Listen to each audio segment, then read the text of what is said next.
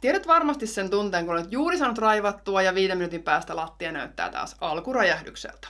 Jos kamppailet jatkuvan tavaratulvan kanssa kaikesta raivaamisesta huolimatta, niin tässä on sulle ratkaisu. Ja se on älyttömän yksinkertainen.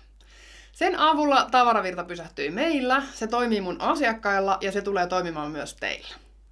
Tämän säännön nimi on 1 sisään, 1 ulos. Ja se on juuri sitä, mitä se kuulostaakin. Parasta on, että tämän kanssa voit toimia autopilotilla, ja sä pääset raivaajasta homman johtajaksi. Sä säästät energiaa ja aikaa työhön ja perheelle. Mä kerron nyt heti, miten tämä homma toimii, ja voit alkaa toteuttaa tätä jo tänään. Mä oon Henna, mä oon ammattijärjestäjä ja uraäiti. Mä oon huomannut, että ruuhkavuodet kuluttaa helposti siihen, että me vaan karsitaan, siivotaan, raivataan, järjestellään meidän koteja päivästä toiseen. Kun mä opin tämän yhden minimalistisen säännön, niin kaikki muuttui. Kyse ei ole vain tavaroiden karsimisesta tai järjestämisestä. Tämä on ajattelutavan muutos. Tämä on oman ajan ja tilan kunnioittamista. Meillä on Suomessa kuitenkin 2 erityistä haastetta, joita ei voi jättää huomiotta. Käydään ne läpi sen takia ensiksi. Mun monet asiakkaat kärsii myös näistä. Eli meillä on pienet kodit lapsiperheillä. Ja sen takia meillä on vähän senlaisesti välillä säilytystilaa. Ja uusissa kodeissa varsinkin ei ole säilytystilaa hirveästi ajateltu. Ja Suomessa on myös 4 vuoden aikaa, mikä tarkoittaa sitä, että sää vaihtelee +35 -30 celsiusasteeseen. Ulkovaatteita ja kenkiä on paljon. Ja ne pitää kuitenkin säilyttää helposti saatavilla.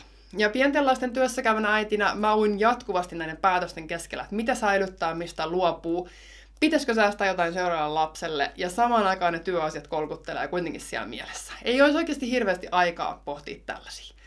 Mä en tajunnut tätä ensin, mutta mä kärsin päätösväsymyksestä. Ja päivässä oli yksinkertaisesti liikaa valintoja.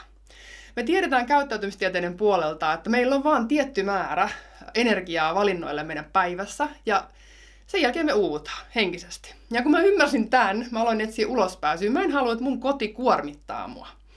Mä törmäsin tähän minimalistiseen sääntöön, 1 sisään, 1 ulos. Ja tää pitää tavaratulvan hallinnassa. Ja tilanteen stabiilina. Tällä voittaa aikaa ja energiaa. Sä voit toimia autopilotilla.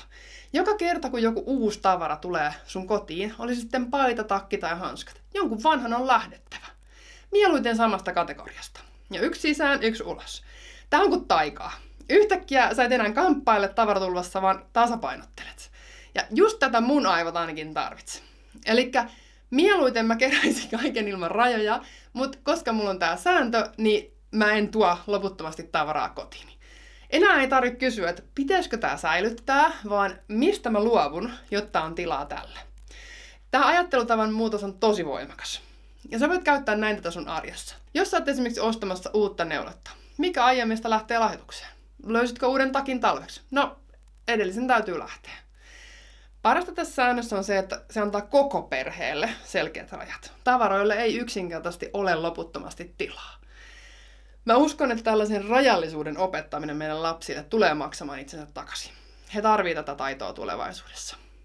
Hei, jos tää video auttaa sua, niin mä haluaisin tietää siitä. Tykkää, tilaa ja jaattaa jollekulle, joka kaipaa vähemmän tavaraa ja enemmän tilaa. Jutellaan vielä parista poikkeuksista sääntöä. Joskus nimittäin tää sääntö vaatii pientä viilausta. Mitä tehdään tavaroille, jotka ei sovi oikein tähän kaavaan? Sanotaan vaikka, että teidän perhe aloittaa laskettelun, ja sulla ei ole mitään isoa urheilukategoriaa, mistä luopua. No, jos teidän neliöt ei ole kasvanut, niin jonkun muun kategorian täytyy joustaa vastaavassa määrin. Silloin sä mietit, onko tämä harrastus niin tärkeä, että joku muu vanha asia saa väistyä. Sitten on muutamia tavaroita, joista ei ole tavallaan mitään korvaavaa ollut, mitä kuitenkin tarvitaan. Niin tällaisille mulla on muutama paikka mun kotona, jossa ne voi hakea sitä paikkaansa ilman, että mun tarvii välttämättä luopua mistään. Mutta niillekin on se tila, ja jos se tila täyttyy, niin sitten jonkun täytyy lähteä. Jos sä huomaat, että sä alat lipsua tästä säännöstä, niin mieti, miksi mä reagoin näin. Minkä takia mä huijaan itseäni. Eli jos sä vaikka alat tuoda hirveästi lisää tavaraa kotiin ilman mitään lähteä. Mieti, että kaipaatko sä oikeasti jotain muuta. Me tehdään vähän jänniä ratkaisuja välillä, kun me ollaan stressaantuneita ja väsyneitä. Pidä silloin ihan tietoinen tauko, odota viikko, jopa 2 viikkoa. Mieti, mitä sä oikeasti kaipaat. Onko nyt kyse tavarasta vai jostain muusta? Jos sä oot ylikuormittunut ja et tiedä, mistä aloittaa kodin raivaamisen, niin aloita tästä säännöstä.